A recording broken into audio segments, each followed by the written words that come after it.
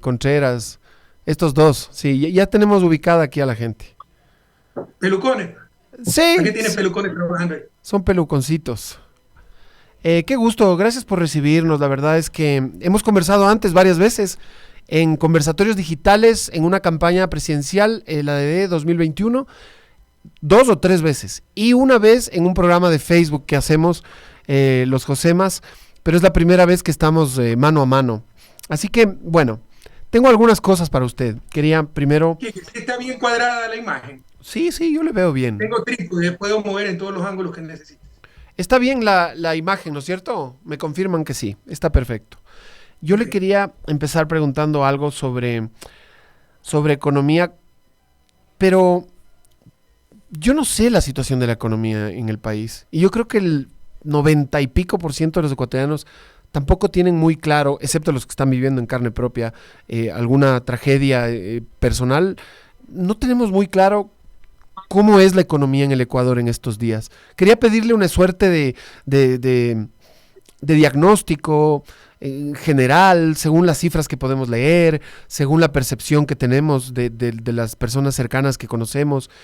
Así quería arrancar, porque me gusta la economía, me apasiona, pero soy un bruto para la economía.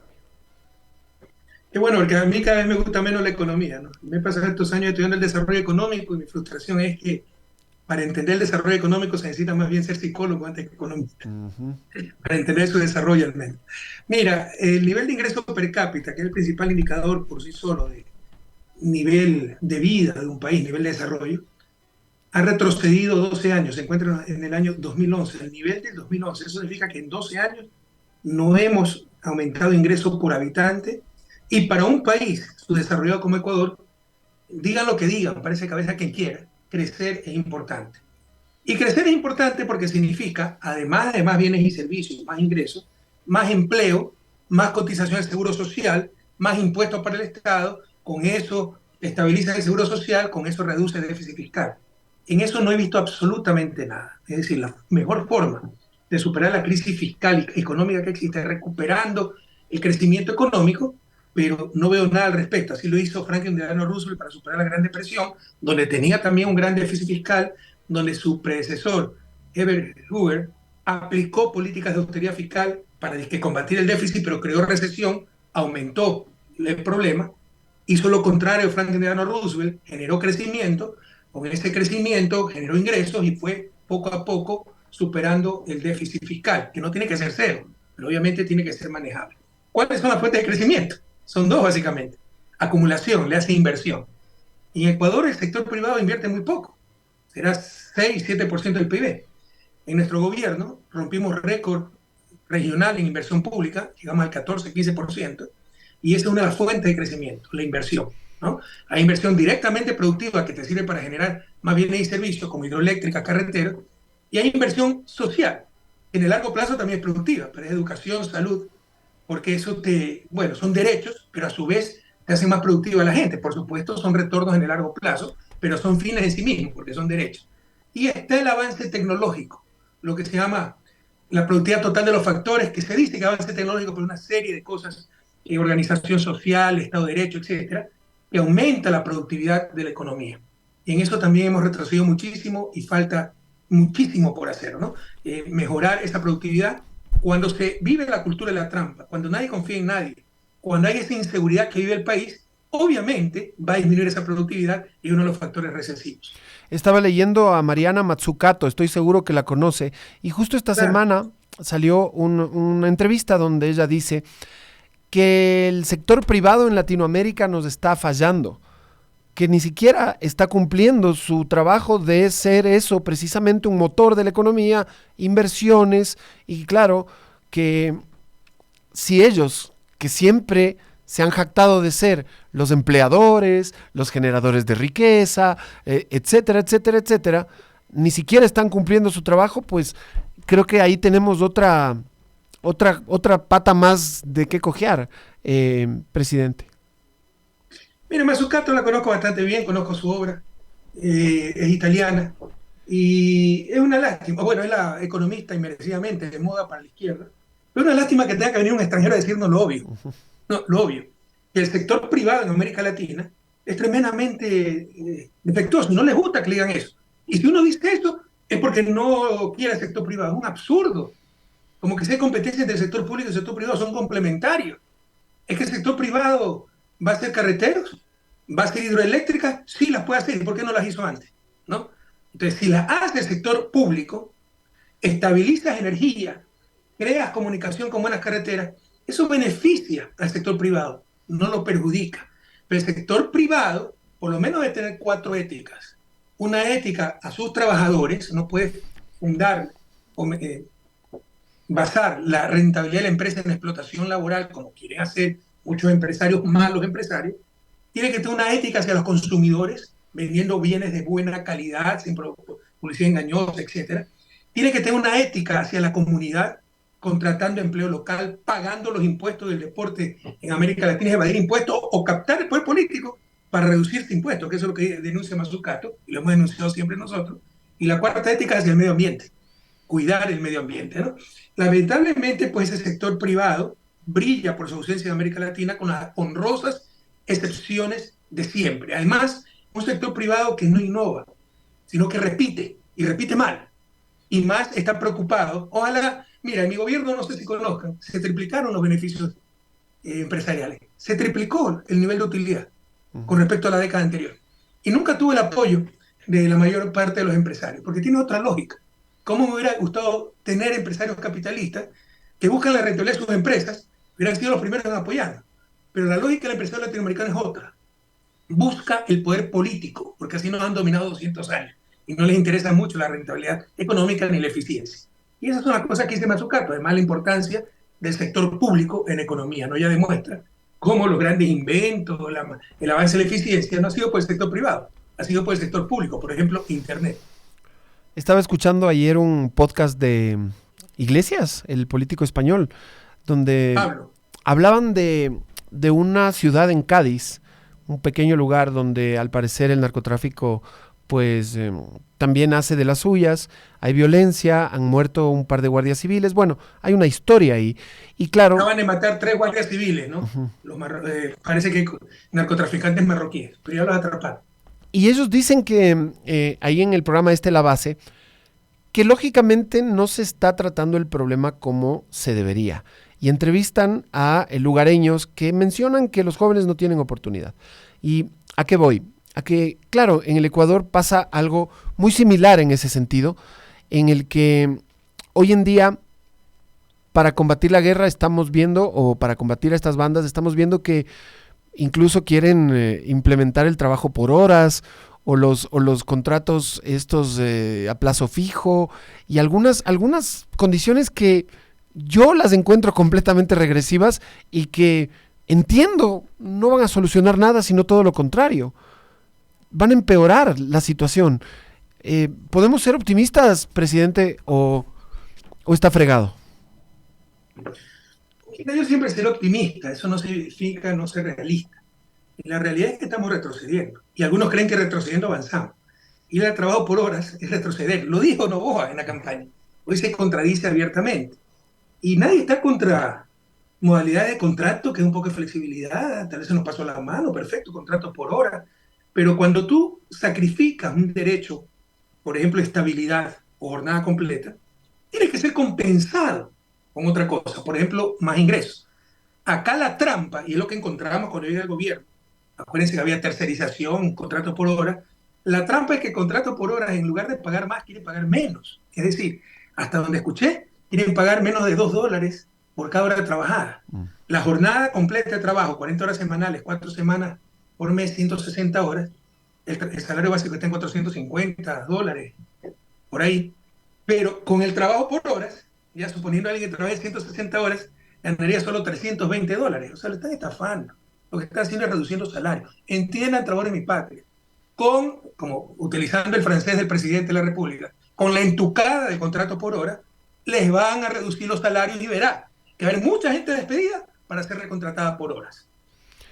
Y también le quería ahora aprovechar porque estamos en el tema económico, y usted dijo algo hace un momento respecto de volverse psicólogo o psiquiatra, y es que tengo un amigo que le encanta un tema en particular, y es la economía, pero conductual. Hay incluso un premio Nobel, Kahneman, que descubrió hace 30 años que los procesos de toma de decisiones, incluyendo las políticas en el ser humano, son gobernados el 90% de las veces por la emoción y el resto por la razón.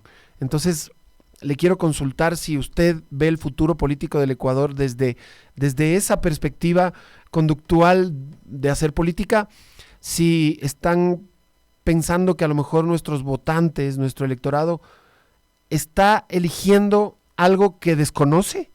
O por qué está votando como está votando, presidente. Está decidiendo votar en su contra y eso basado en emociones. ¿Cómo contrarrestarlo? Tocaste un tema que me fascina. Mira, aquí tengo el libro, al alcance de la mano, uno de los tantos libros, Behavioral Economics. Es la nueva tendencia de economía, es una rama relativamente nueva, en verdad traducción es más bien economía del comportamiento, y que tiene más de psicología que de economía. Y de hecho Daniel Kahneman fue un psicólogo que ganó el premio Uh-huh. Nobel de Economía por sus experimentos, demostrando que el modelo de comportamiento económico, el Homo economicus, que dice que pasa haciendo cálculos para maximizar una función de utilidad, o el individualismo, el egoísmo racional, sin importar el resto, sencillamente no existe. Ustedes los economistas como psicólogos somos muy malos tratando de explicar el comportamiento humano. Y por eso te digo, ¿no? La explicación del desarrollo va más bien por el lado de la psicología que por el lado de la economía. Y sí, o sea, hay varios factores para explicar por qué quedamos en el subdesarrollo. Ese debe ser la preocupación diaria de los latinoamericanos y la obsesión de los políticos latinoamericanos. 200 años en el subdesarrollo. ¿Por qué América del Norte se desarrolló y la América del Sur no? La América del Sur del Río Bravo. Eso no ¿No? Entonces sé, hay varios factores. de eso no ¿Ah? hablaba su nuevo libro, porque alguna vez me contó Sí, que un sí, nuevo sí. libro que usted tiene explicaba o trataba de explicar por qué de la línea ecuatorial para abajo no y para arriba sí. No, del Río Grande, no del río de la frontera México con Estados Unidos, porque de México hay su desarrollo. No hay país latinoamericano desarrollado, ni Chile, ni Argentina, no hay país latinoamericano desarrollado. Es el libro que estoy acabando, todavía no lo acabo, todavía no lo saco al mercado, y no me interesa el mercado, me interesa aportar, ¿no? En todo caso, los factores por lo menos son dos, ¿no? Aptitudes, la gran diferencia y crecimiento que Estados Unidos se despegó de la guerra con México en 1848 y ya derrotaba a México aplastantemente, pese a que México durante la colonia era más rico que Estados Unidos, pero en estabilidad, las peleas, etc. Hay que tener aptitudes, capital. La gran diferencia de crecimiento empezó con la revolución industrial y con respecto a Estados Unidos por ahí por los años 1860, un poquito durante la guerra civil y después de la guerra civil, 1865. Pero en todo caso, la aptitud, ¿no? La capacidad de capital para poder invertir. Nosotros habíamos sido colonia de imperios en decadencia, España, Portugal, Estados Unidos de un imperio en auge, que era dueño del mundo en ese momento, el Reino Unido, y hubo mucho más capital, ¿no? Para las grandes inversiones, para el ferrocarril, etcétera, en Estados Unidos. Pero eso no es suficiente, podíamos atraer ese capital. También se necesitaba actitudes, y eso viene de la cuestión cultural.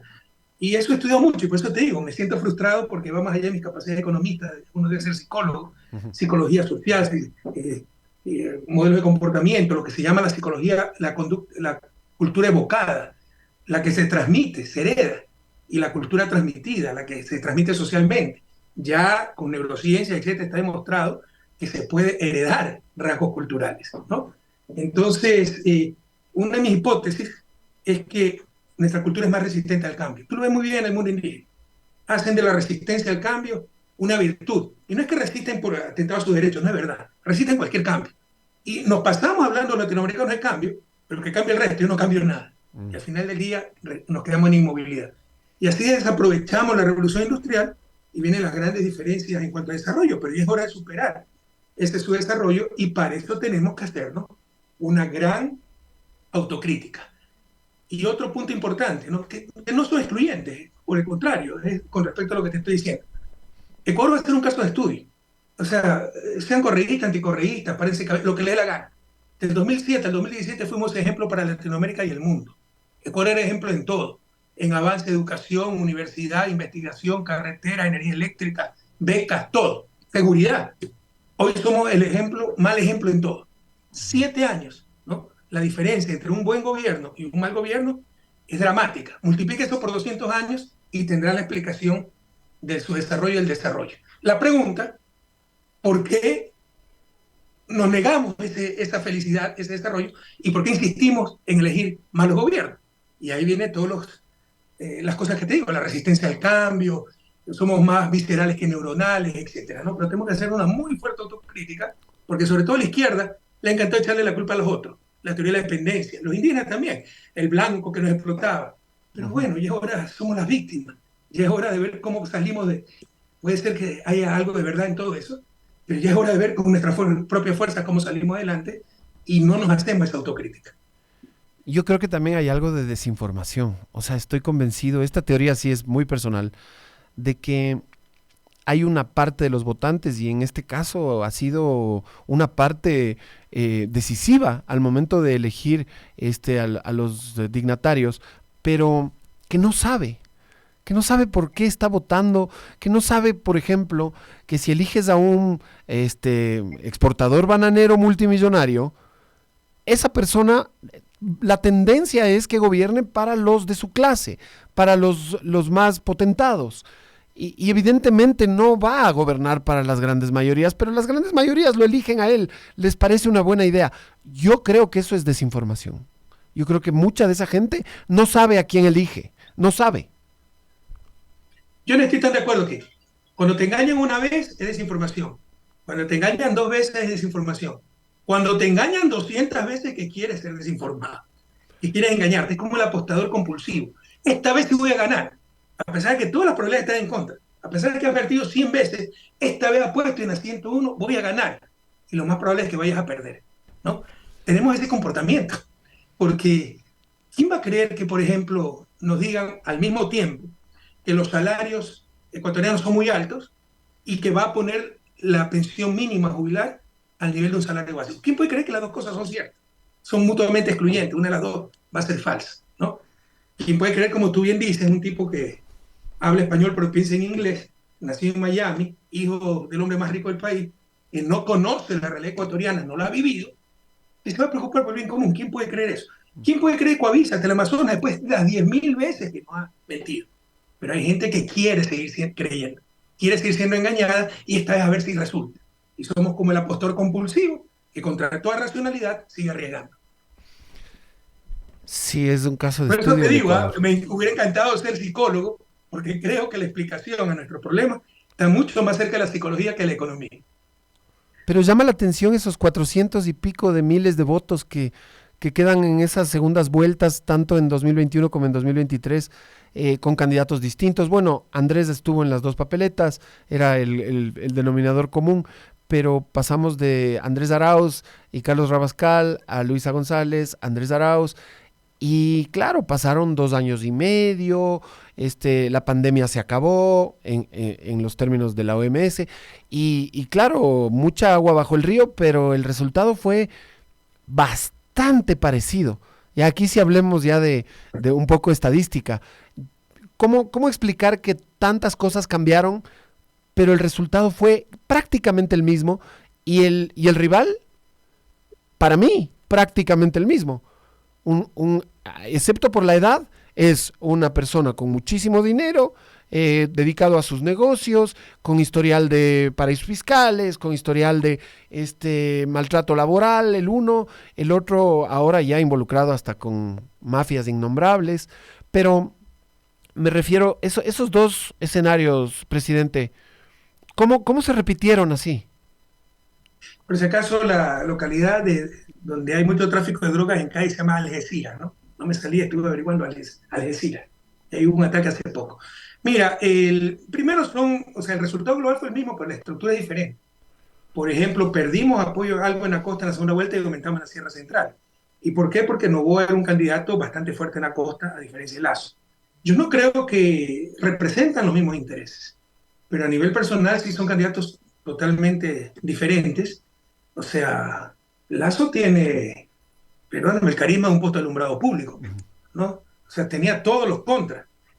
Esa elección no es que nos ganaron, la perdimos por nuestras propias contradicciones, por peleas internas, división, por no buscar ser útiles, sino ser importantes. La perdimos, no la ganamos, la teníamos ganada y la perdimos. Contra Novoa, íbamos a ganar una sola vuelta, asesinaron a Villavicencio, nos culparon, la fiscal sabía quién eran los asesinos y nos permitió que nos culpen para hacerlos perder. Todos se unieron al final y no era un mal candidato, no, porque es joven, guapito, su esposa es influencer, y sale dando recomendaciones, ¿no? Muy guapa la señora. Entonces, sí tenía algo más de carisma y algo más atractivo que un Lazo, ¿no? Que no atrae, pero ni al COVID lo atrae, ¿no? Entonces, sí creo que se diferenciaban en cuanto a candidatura, a calidad como candidato, ¿no? Sí, Y, en eso sí. sí pero sí tienes razón en algo. Al final del día, ya la cuestión no es de campaña, de candidatos, de marketing, de publicidad, sino política. Es el Hay una perfil, gran ¿no? polarización en el país, derecha versus izquierda, correísmo más duro, más suave versus anticorreísmo más duro, más suave, y ese anticorreísmo se une para cualquiera menos correa, sobre todo el duro, ¿no? Cuando en un país con una democracia madura, con lo que hicimos del 2007 al 2017, que se ha pasado 7 años tratando de desmerecerlo, que fuimos sobre todo por los altos precios del petróleo, que pactamos con las mafias, que damos el país sobreendeudado, que toda la obra con sobreprecio, que elefantes blancos. Jóvenes, esa es la mejor muestra de lo bien que lo hicimos. 7 años han tratado de merecer lo que hicimos. Comparando esa década con estos últimos 7 años, no teníamos que hacer ni campaña y ganar con el 80%. Mm. Entonces, sí nos pasa algo a nosotros. Sí nos falta madurar democráticamente. A ver, entonces ahí me meto en el tema electoral porque ya se viene la elección del 9 de febrero. Estamos a un año, poco menos de un año, ¿no? Un año, una semana menos, o sea, serían 51 semanas. Ya no es mucho. Y entonces le quiero plantear lo siguiente. No sé si vayan a insistir con Luisa González, no sé si Andrés Arauz por tercera vez conforme la papeleta, o si más bien escuchen un llamado de ciertas bases, juventudes de la Revolución Ciudadana que andan queriendo más bien, esto ya es un poco infidente, mil disculpas, pero andan queriendo cambiar de cara y rejuvenecer al movimiento. Hay algunos nombres, no los voy a dar yo, pero hay algunos que realmente mis respetos. Y quisiera solamente consultarles si se tiene ya pensado algo para ese nuevo proceso que ya se avecina, ya tenemos fecha, ya está marcado en el calendario. No tenemos todavía pensado, no creo que es el momento, hay tantas urgencias, tenemos que atender las necesidades de ese pueblo, que sufre mucho, ¿no? La violencia, etcétera. Pero obviamente una de las precandidatas sigue siendo Luis, obviamente también Andrés. Ahora, estas críticas que recibimos son increíbles, ¿no? Porque somos los principales torturadores de nosotros mismos. ¿Qué otro movimiento político saca tantas caras jóvenes? Más que nosotros. ¿Qué otro movimiento político? Dime uno. ¿Es que Luisa González es una mujer anciana? ¿Es que se la conocían? ¿Es que Andrés Arauz es un viejo?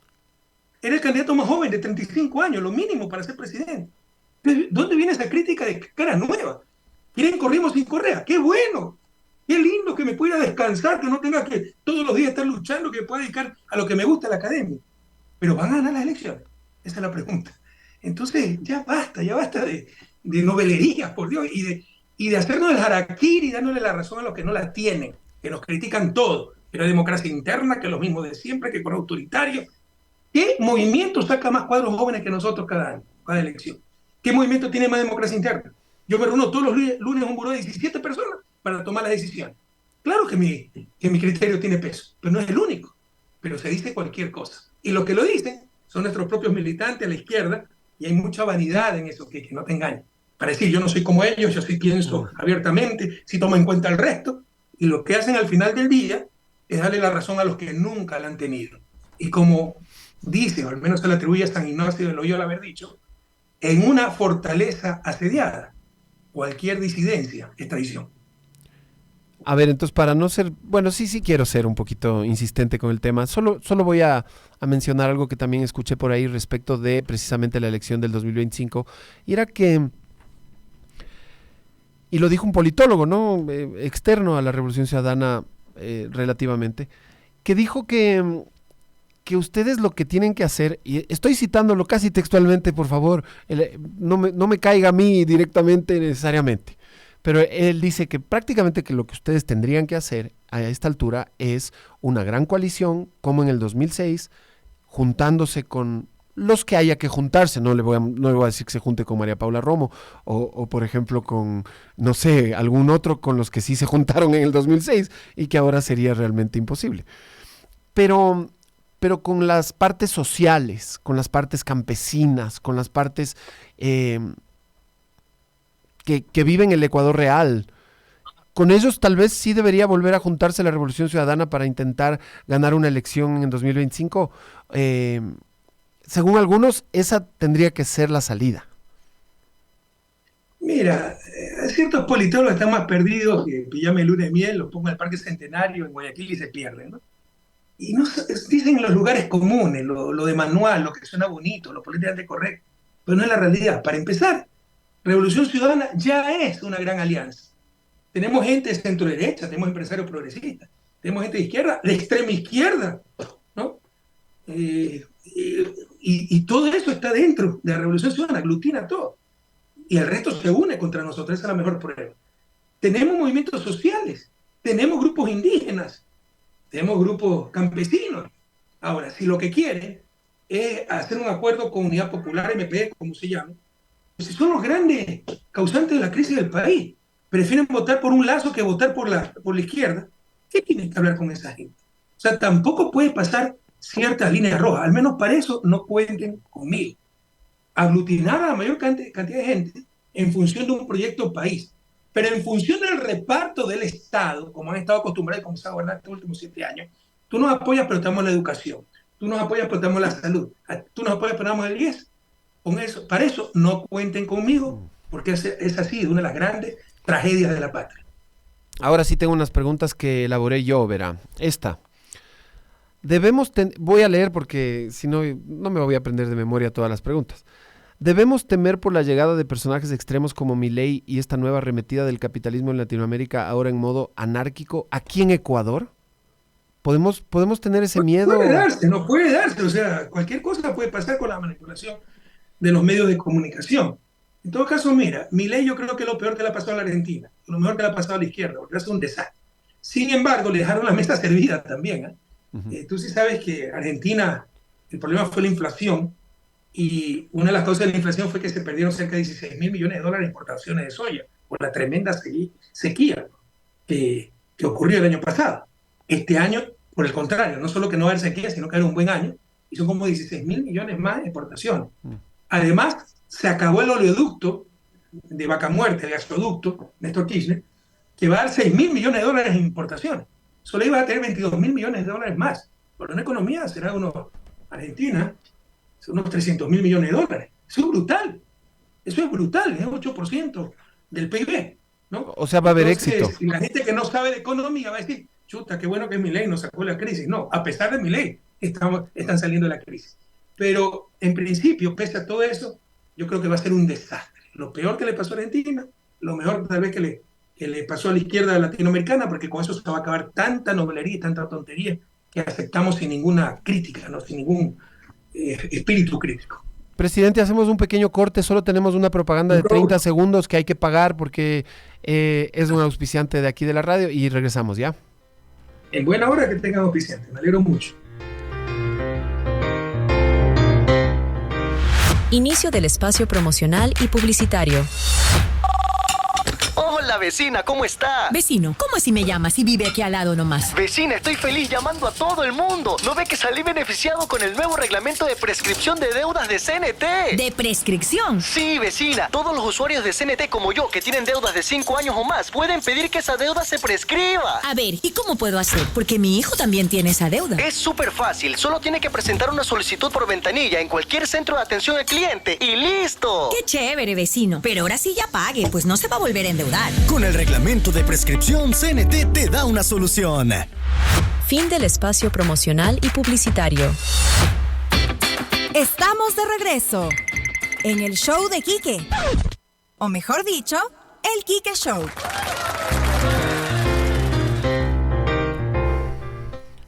Ya estamos de regreso. ¿No saben el calor que hace aquí en la cabina de la Mallorca? entre Madrid y Guipúzcoa en Radio Pichincha. No saben el calor que está haciendo. Está caluroso Quito, presidente. ¿Cómo está? Usted entiendo que está en Bélgica, en Bruselas, ¿no? ¿O está Cerca de Bruselas, 1 hora. Yo vivo 1 hora en Bruselas más o menos. ¿Y el clima ya cómo está en este febrero? ¿Ya más tranquilo? Lo peor de Bélgica es el clima, ¿no? Es terrible, es famoso el clima belga, comparable con el clima inglés de la isla Inglaterra, porque esta época es muy frío, pero además de frío es lluvioso, nublado. Hoy ha llovido todo el día, no se ve el sol, oscuro, entonces es deprimente, no es muy duro. Sin embargo, en verano es precioso, ¿no? Ahí sí tienes 12, 14 horas de luz, calor, sol, pero en esta época, desde octubre hasta marzo más o menos, es terrible, es durísimo. A ver, le voy a mandar las preguntas de mis amigos. Hice un ejercicio. Oye, ya que sacaste propaganda de CNT, revisa también cómo quebraron CNT, ¿no? Y es increíble cómo los paros disparan las escopetas, cómo todo vuelve al revés la prensa hegemónica, ¿no? Pero CNT la volvimos una de las empresas más rentables del país, $800 millones, la que de utilidad. Ferrocarriles del Ecuador. No, pero tenía utilidad, centenares de millones. Hoy está quebrada.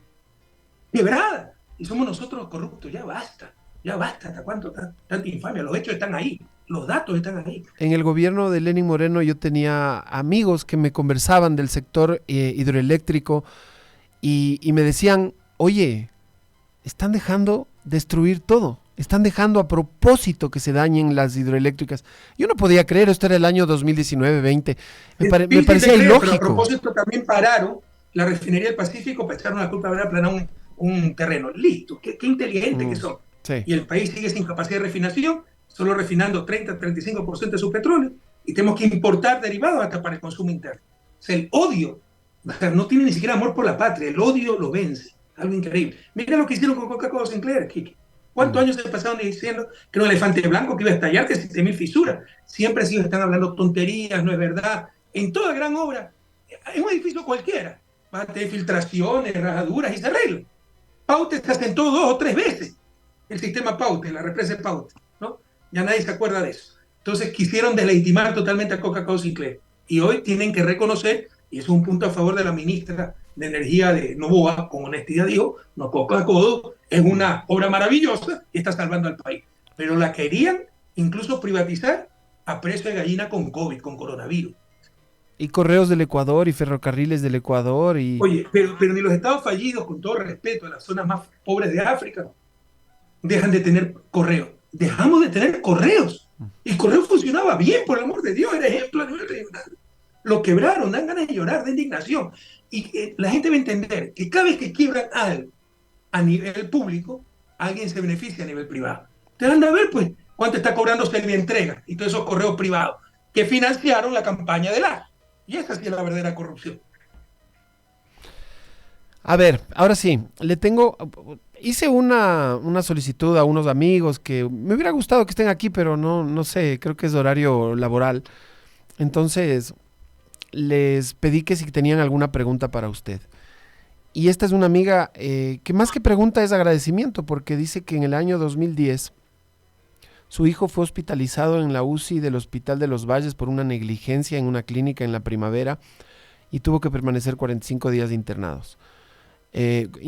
Y fueron muchos niños, ¿no? No solo fue el caso de Lanto, que es mi buen amigo, y ahí hay una foto de usted con la mamá de Lanto, y ella agradece mucho porque en ese momento no tuvieron que pagar nada, porque, claro, estaba bien coordinado, ¿no? El sistema de salud.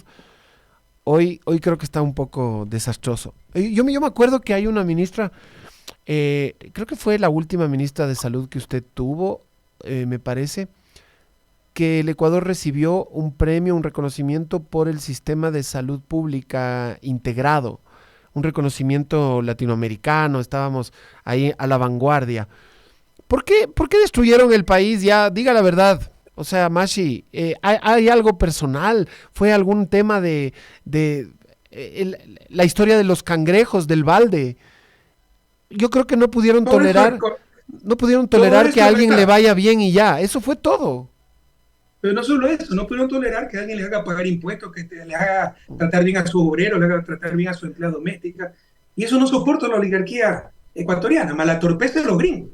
que si ven un gobierno que no se somete a ellos, es un gobierno enemigo. Yo no soy enemigo de los gringos. Yo viví en Estados Unidos, quiero mucho ese país. Tengo 2 títulos universitarios de ese país. Fueron los años más felices de mi vida en familia, los más tranquilos. Pero es la torpeza. Como no nos sometemos a su designio, somos enemigos y nos mandan un embajador de última categoría para que maneje como títere a la fiscal para que nos persiga. Es la torpeza de esta gente. Entonces, más los fundamentalismos ideológicos, no creer en el Estado, más la corrupción. Jóvenes queridos que están escuchando este programa, la mayor forma de corrupción es utilizar el poder político para fines grupales o personales. La única legitimidad del poder político es el bien común. Cada vez que quiebra algo a nivel público, se beneficia algo a nivel privado. Con nosotros, algunas clínicas privadas tuvieron que cerrar, porque era tan bueno el sistema de salud pública que la gente volvió a confiar en el sistema de salud pública. Algunas universidades de garaje, de cartón, tuvieron que cerrar, porque mejoró tanto la universidad pública, que era gratis, que la gente enviaba a sus hijos a la universidad pública. Hoy, de nuevo, todo se ha degradado tanto que vuelven las clínicas privadas, los colegios privados, las universidades privadas, y retrocede, en el caso de los colegios y escuelas, la matrícula pública. Esta es la peor corrupción que puede haber. Y te quiero decir otra cosa. Si en algo yo creo en la globalización es para los indicadores de excelencia, medirlos con indicadores externos. Porque si se empieza a medir con indicadores internos, todo el mundo hace trampa, todo el mundo es el compadre. Mira lo que hizo la Universidad Central, llamarle impericia a un plagio, a un horroroso plagio del 40% de una tesis, le llamaron impericia. ¿No? Pasa cualquier cosa. Tenemos primero que ser devotos de la excelencia, y para eso la excelencia hay que medir, hay que controlarla, ¿no? Y externamente. Pero nosotros lo que hacíamos era, ¿cómo se llamaba esto? Calificar, no era el término exacto. Acreditar hospitales con una organización internacional, la más estricta, que nos acreditaba nuestros hospitales. Nuestros hospitales públicos eran acreditados. Nuestras escuelas públicas. Antes, cuando yo llegué al gobierno, habían 12, creo, escuelas privadas carísimas, colegios privados carísimos, con bachillerato internacional. Es una fundación con sede en Suiza que otorga el bachillerato internacional y es una señal de excelencia. Bueno, nosotros hicimos que 200 colegios públicos tengan bachillerato internacional. El plan era que lo tuvieran 500, pero la propia Fundación Suiza cambió de directorio, llegó un tipo que no le interesaba el mundo en desarrollo y no pudimos seguir con el convenio.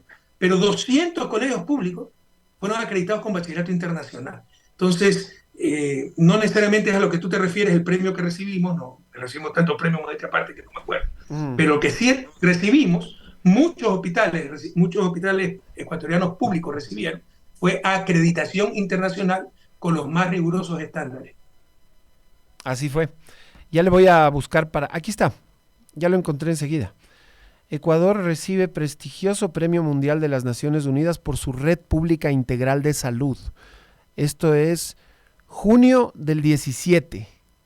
O sea, usted estaba saliendo, todavía estaba en el hospital con gripe. Eso fue la suerte de Moreno, que nos traiciona, que denuncia corrupción. O sea, 10 años con nosotros y nunca se ha dado cuenta de la corrupción. Los corruptos éramos nosotros, ¿no? O sea, ¿quién puede creer algo así? Pero, ya les dije, ¿no? No solo que nos engaña la prensa, queremos ser engañados, porque ¿quién puede creer una barbaridad así? Que un tipo que estuvo 10 años como vicepresidente del gobierno de Alianza País no se había dado cuenta de la corrupción rampante que teníamos. O está mintiendo, o es cómplice, o parece... o está loco, me explico, pero es imposible y se tragaron ese cuento. Pero bueno, le duró la inercia a nuestro gobierno 1 año y medio y tenía 80-85% de popularidad, hasta que cuando ya traicionó a todo el mundo, se quedó sin equipo, se quedó sin política, desinstitucionalizó el Estado, llegó el fracaso inevitable. Entonces, en junio del 2017 yo ya no era gobierno. Esto lo recibió el gobierno de Moreno, pero obviamente era por lo que nosotros habíamos hecho los 10 años anteriores. ¿Usted entregó en enero o en mayo? Ya me olvidé de esa parte. Mayo 24 ya entregué el gobierno, 2017. Mayo 17, claro. Estaba a un mes. 20 años que no había entrega del poder de un presidente democráticamente electo a otro presidente democráticamente electo. Pero ya nos olvidamos de esas cosas. Oiga, pero lo mismo le hizo Osvaldo Hurtado a Jaime Roldós. Él también, cuando llegó a la presidencia, gobernó ignorando el programa de la campaña. Eso ya empezó a pasar desde entonces. Es que a mí me parece que hay un paralelismo con la DP, la vieja DP, la de Hurtado y ahora la de Lasso, porque Lasso es una DP reencauchada y la de la dolarización con Maguad. Entonces, cada 20 años aproximadamente, 83, 99, 2021, vienen y destruyen el Ecuador. Bueno, la traición de Moreno no es comparable con la deslealtad de Osvaldo Hurtado, porque Osvaldo Hurtado por lo menos fue desleal con Jaime Roldós, ¿no? Pero nunca a los niveles de Lenín Moreno. O sea, Lenín Moreno ganó con un discurso de izquierda, se decía, yo soy el verdadero socialista, estos son unos farsantes, hoy es miembro del Instituto para la Libertad de Miami, no le da ni vergüenza, ¿no? Representante máximo del neoliberalismo. Traicionó a sus votantes, hizo todo lo contrario a lo que ofreció en campaña y persiguió, pues, a sus anteriores compañeros. Eso no lo hizo Osvaldo Hurtado, inventándonos cualquier cosa, ¿no? Yo acabo de ya ganar el último juicio administrativo por los aviones. ¿Se acuerdan que dijeron que habíamos utilizado mal los aviones? Que los habíamos llevado a paraísos fiscales con sacos de dinero y tonterías así. Bueno, ya le ganamos todo. Pero después de 7 años, pues cuántos miles de dólares, cuánto desprestigio. Y obviamente eso fue persecución de Celi con Moreno. Entonces, eso nunca hizo Osvaldo Hurtado. Mire, yo estoy condenado por influjo psíquico. Por eso me quitaron los derechos políticos. Y los que no creen, les puedo mandar la sentencia, porque la gente no lo cree. Pues ahí está, es por influjo psíquico. En plena pandemia, dicho sea de paso. Entonces no es comparable. Y respecto a Lasso y Hurtado, todo lo mismo. La democracia cristiana, ya deshecha por los errores de Hurtado, que empezó con el socialismo comunitario y acabó como cheerleader del neoliberalismo, se unió, se incorporó a Creo. Lo hicieron público hace unos años. Entonces, Creo, Lasso, es la democracia cristiana, es Osvaldo Hurtado, ella misma igual. La de la sucretización, la del feriado bancario. Mire que eso también debe saber nuestros jóvenes. Los dos más grandes subsidios en la historia del país no han sido para los pobres, han sido para los ricos. La sucretización de este sinvergüenza Hurtado, eso fue un horror. La gente no se estudia la historia y volvemos a cometer los mismos errores. En 1983 el sector privado se había endeudado en dólares por el responsable. Vienen las macroevaluaciones, ¿ya? Tienen problemas económicos, no pueden pagar la deuda. ¿Y qué es lo que hace Hurtado? Dice, no se preocupen, páguenme a mí en sucres y yo pago a sus acreedores en dólares. Y asumió la deuda privada en dólares. Que además, después tenían una tasa de crecimiento para la tasa de cambio, tenían intereses más bajos, un horror. Se calcula que la transferencia del sector privado en ese entonces fue 1.300 millones de dólares. En dólares actuales serán 4.000, 5.000 millones de dólares. Y el subsidio más grande de la historia de lejos fue el salvataje, que en verdad es salvamento, pero es un neologismo, salvataje bancario, nuevamente democracia cristiana, Yamil Maguad, del fin de Osvaldo Hurtado, en 1999. Que ahí sí, para salvar a los bancos, lo hicieron pagar a todos, y se calcula que el costo de ese salvataje fue de 6.000, 8.000 millones de dólares, por lo cual significaría a valor actual 15.000, 16.000 millones de dólares. Y en ese momento, eso significaba un PIB de 30.000 millones, más o menos el 20%, la quinta parte, 20%, 25% del PIB, o sea, una brutalidad. Pero cuando los subsidios son para los ricos, ahí está bien. Y se llaman salvataje, sucretización, incentivos. Cuando los subsidios son para los pobres, ahí sí está mal. Ahí es que son unos vagos, que a la izquierda le encanta regalar la plata, que ganan otros, o que generan otros, que son unos populistas, etc. Esa es la doble moral que existe. Y algunos creen todavía esas tonterías. Pero sí yo creo que hay algo sistemático, ¿no? Con este grupo de políticos. Es sistemático. A mí me preocupa que en 20 años vuelvan. Una conducta social, no solo estos grupos lo dirigen, pero el resto lo permite. Y avanzamos para retroceder. Cuando estamos avanzando, insistimos en irnos para atrás. Y algunos aplauden la propia desgracia, con tal de que Correa no salga electo, con tal de que no haya revolución ciudadana. Así mis hijos no pueden salir a las calles porque los matan. Le ganamos a Correa y estamos contentos. Entonces, sí, o sea, es como, hay unos periodistas, un periodista del mundo diplomático que le llama a América Latina el Ícaro latinoamericano, porque su triunfo es su fracaso. Ícaro es el personaje mitológico griego, claro, que hizo unas alas de cera, aprendió a volar, pero mientras más subió, más se acercó al sol, se le retiraron las alas y se dio contra el piso. Y nos llama el Ícaro latinoamericano, porque cuando estamos volando, cuando nos estamos acercando al sol, nos descuidamos, se nos derriten las alas y nos estrellamos nuevamente contra el piso. ¿Hay algo en particular que usted cambiaría del pasado? Me refiero a su periodo presidencial. bueno, a los 3 periodos presidenciales en total que estuvo, contando la constituyente. Y quería preguntarle si hay algo en particular que usted hubiera cambiado, no sé, algo, un detalle que siempre dijo, esto no debíamos haberlo hecho de esta manera. Algo que sea, pero que hubiera cambiado la historia, que hubiera sido definitorio en lo histórico. Bueno, grandes, graves errores, no muchos. Siempre se cometen errores. En grandes líneas estuvimos en lo correcto. Obviamente el error garrafal de poner a un psicópata como Moreno de candidato, pues eso, o sea, jamás me lo perdonaré, moriré con esa responsabilidad. Nos engañó a todos, pero yo soy el responsable. Un verdadero psicópata que te daba discurso de lealtad, honorabilidad, y un psicópata, un corrupto desleal e inepto. Siempre supimos que no era tan preparado, pero eso es lo que me critica también la gente, ¿no? Ah, entonces, ¿por qué puso a alguien que no estaba tan preparado? Porque alguna vez no se necesita el que tiene más IQ, sino tal vez el que va a conciliar al país. El país estaba polarizado. Creímos que una personalidad como Moreno iba a lograr una unidad del país, ¿no? Pero traicionó a todos y como no era incapaz, pues nos llevó a la quiebra a todos. Entonces, ese es un error que no me va a perdonar. Otro error fue, por ejemplo, como presidente de la Asamblea Constituyente, un novelero como Alberto Acosta, ¿no? Si hubiéramos hecho bien esa constituyente, el proceso se hubiera cortado en muchísimos años, porque hubiéramos podido avanzar mucho más de lo que avanzamos, ¿no? Y bueno, le puedo seguir enumerando errores que siempre se cometen, pero en las grandes líneas creo que estuvimos muy acertados y creo que indudablemente el balance es muy positivo. A ver, me preguntaron varias personas, así que voy a tratar de resumirla. Usted, cuando fue presidente, siempre velaba por los migrantes, hablaba bien de ellos por muchas razones. Aquellas bendiciones en forma de remesas que sostenían nuestra economía, el desarraigo que es tener que vivir en un país donde se habla distinto idioma, etcétera. Y ahora estos 5 años, porque entiendo que en 2018 fue la última vez que vino a Ecuador, pero estos 5 años, Mashi como migrante, ¿en qué le han afectado? Le han cambiado la perspectiva, su forma de ser, su carácter, no sé, anda más mal genio, algo cambió dentro de usted en estos 5 años como migrante. Bueno, ese es otro de los mitos, ¿no? Que yo soy mal genio. Yo soy mal genio, tengo temperamento fuerte como guayaquileño. Soy fosforito, siempre lo he dicho. No se me pasa rápido, pero por el contrario, soy buen genio. Los que me conocen saben que tengo genio positivo, alegre, me gustan las bromas, etcétera, ¿no?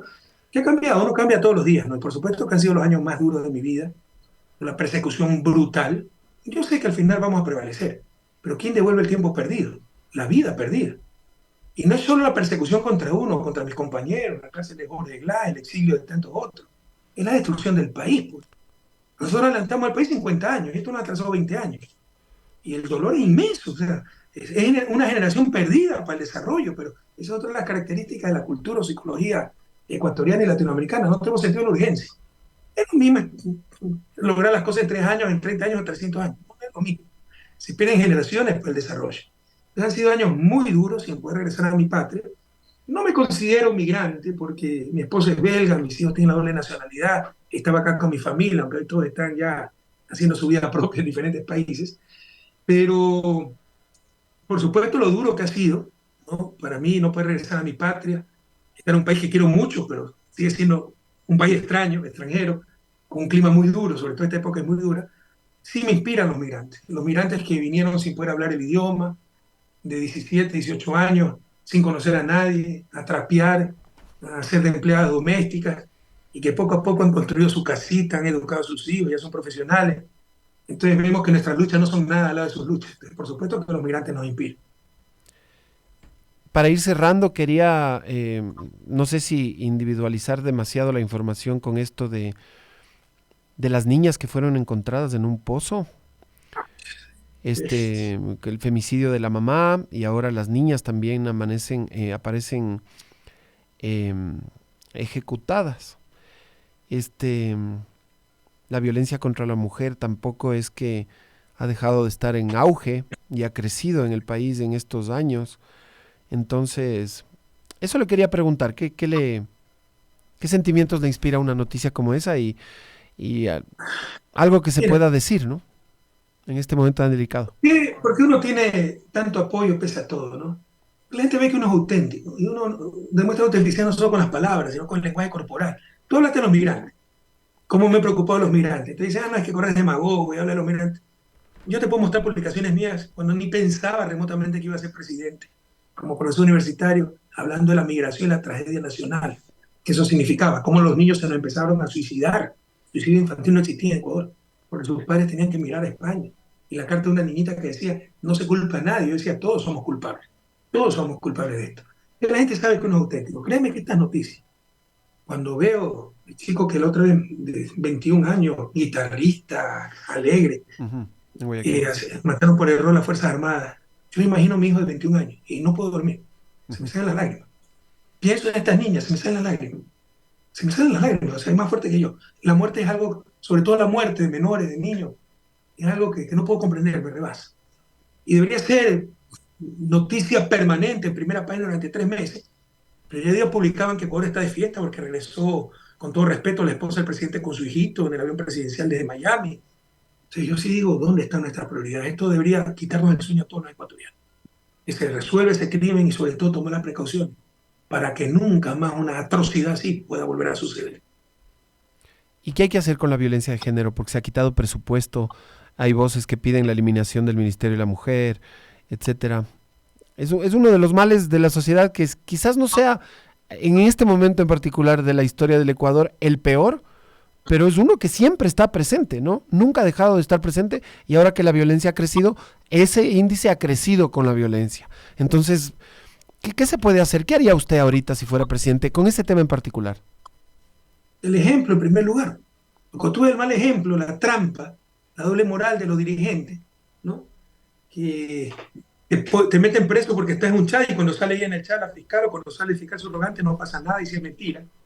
Con esa doble moral, ¿te imaginas los antivalores que se están transmitiendo? O si sale alguien de la DP. Violencia.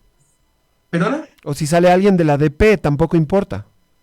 Tampoco importa, va a salir Diego Ordóñez directamente conversando. Cuando transmite esos antivalores, ¿qué esperas del resto? Yo sinceramente creo que no es una cuestión de presupuesto ni de Ministerio de Mujer. Y te voy a decir algo que lo pueden tomar a mal. No estoy de acuerdo con el Ministerio de Mujer. Porque la política de género es una política transversal. De acuerdo con nuestro diseño de Estado, ¿ya? Los ministerios son para políticas sectoriales, agricultura, industria, etc. Cuestiones transversales, juventud, mujer, se llaman secretarías. Todo eso estaba planificado. Todo eso lo destrozaron y empiezan los remiendos y tenemos un Frankenstein institucional y por eso, entre otras cosas, el país no marcha. Pero no es cuestión de ministerio, no es cuestión de presupuesto. Claro que ayuda una buena secretaría con su presupuesto. Es cuestión de educación, es cuestión de cultura, es cuestión de gente, en todos los niveles. Es cuestión de quitar ese ambiente de violencia, de hacer fiesta a la violencia. Claro, hay grupos terroristas que no les da con matar, pero por eso a nosotros no puede dejarnos, no podemos naturalizar tampoco los abusos, la tortura, los maltratos, como se trata de hacer, ¿no? Porque lo tienen merecido. O sea, si ellos rompen la Constitución, rompen las leyes, rompen los derechos humanos, se hunden en la maldad, nosotros no podemos caer en lo mismo, pues. Nos estamos convirtiendo en uno más. Entonces, pero eso no lo entienden, y no lo entienden los que nos escuchan. Y verán que Correa va a decir, Correa está defendiendo delincuentes. Entonces, cuando tenemos ese ambiente de violencia general y de impunidad, como el caso, por ejemplo, de la fiscal, y te puedo dar muchos otros casos, ¿no? Acuérdate cuando Lazo se reunió con 5 asambleístas de Pachacuti y le pidieron cargos, dinero por el voto y los denunció. Y luego sacó la denuncia y empezaron a votar a favor del gobierno de 5 asambleístas. Sí. Es decir, era un problema de que el precio era muy alto, regateó y el precio fue más bajo. Acuérdate cuando un procurador del Estado dijo que el BID no era banco. Un procurador del Estado, el abogado del Estado, dijo que el Banco Interamericano de Desarrollo no era banco. Para permitir Salvador. Que un ministro de Economía pillo contra la Constitución y la ley pueda ir a trabajar a ese banco porque eso estaba prohibido. Entonces, Richard Martínez. Estoy dando cuestiones sueltas pero significativas. Pues esos malos ejemplos, ¿qué esperas del resto? Hay que cambiar ese ambiente de violencia, de impunidad, de ketchup, como decía Sinvergüenza de Lazo, el país del ketchup, ¿no? Y verás que empieza a mejorar. No solo, pues, a disminuir la violencia contra la mujer, sino a disminuir la violencia en general, a tener una sociedad nuevamente de respeto mutuo, de autorrespeto. A ver, para cerrar, quiero desearle un feliz día del amor y la amistad. Gracias por habernos recibido. Y otra cosa importante, ¿qué va a hacer más tarde?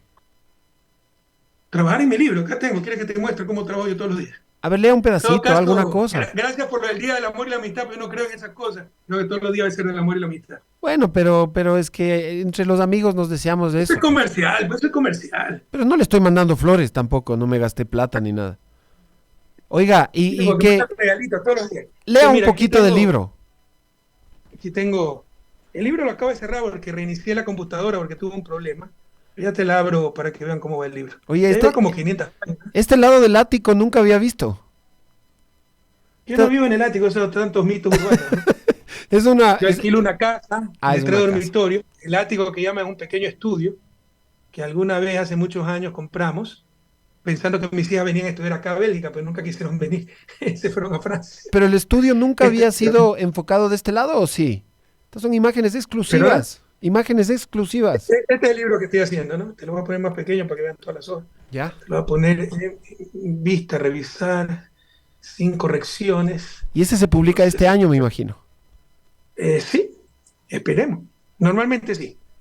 De hecho, tenía que entregarlo en junio del 2022, ¿no? Ahí ¿Me está puede dar el nombre del libro? Sí, ¿no? El enigma del desarrollo. El enigma una del visión latinoamericana. Y tiene Trata de colaboraciones, responder tiene algún... Trata de responder las preguntas. un prólogo. ¿Por qué el norte del río Bravo, Ya. al norte del río Bravo se desarrollaron y por qué al sur no? Ujú. Eso y es explicar básicamente por qué aprovecharon la revolución industrial ellos y nosotros no, porque de ahí viene la gran diferencia. Y la segunda pregunta, ¿no? Con las restricciones innegables que tenemos para un desarrollo tardío, ¿de quién es la responsabilidad de su desarrollo? Entonces la izquierda te va a decir de los malos, del imperialismo, del capital. Mi respuesta muy dura va a ser que es de nosotros mismos. Ya cancelé los chocolates que le estaba mandando, así que no se preocupe ya. Nos vemos pronto ya. Déselo a un niño pobre, a alguien que lo necesite. Ojalá ya no haya niños que necesiten caridad, sino tan solo oportunidades. Cuídese mucho, ¿no? Muchas gracias, Kike, por esta entrevista. La he disfrutado mucho. Un inmenso abrazo a toda tu audiencia, a Pichincha y a la patria entera, ¿no? Gracias. Cuando por esta oportunidad. cuando quiera para que se haga invitar otra vez, no, mentira, yo le invité. Viste que no soy mal genio. Sí, No, soy no, yo favorito, sé que no como es, soy yo sé que guayaquileño, no es, yo sé que no. pero mal genio no soy. Y soy intolerante, y yo creo que a las cosas que hay que ser intolerante. A la mala fe, a la mentira, a la deshonestidad. No, ya No más era aguantes. por molestarle lo del Y mal las genio. siento, las bueno, las detecto enseguida. El Twitter sí quítenle, dice, que sí que le quiten el Twitter. Esa es Pero la mira, última, qué la del bueno que- estribo. Qué bueno que hace esa reflexión, porque ahí tú ves los sufridores, su contradicción, su problema existencial, ¿no? No es más fácil que dejen de seguirme. Pero Claro. me siguen, no se piden un tweet y todos los días, quítenle el Twitter. Y yo lo que hago es reírme de ver con la inconsistencia de esta gente. Y cuando le dicen quítenle el Twitter, solo risas. Eso nomás le genera. No bloqueo. O sea, uno de los pocos gustos que me puedo Ah, dar en sí, redes les bloquea. es bloquear a los adefesiosos. ¿Ya? Chao, Digan lo que Mashi. digan. Cuídese, presidente. ¿Cómo? Chao. Muchísimas gracias. Cuídese Un beso, mucho, abrazo. ¿no? Cuídese usted. Chao. Feliz día de San Valentín. Ahí está, ya ve.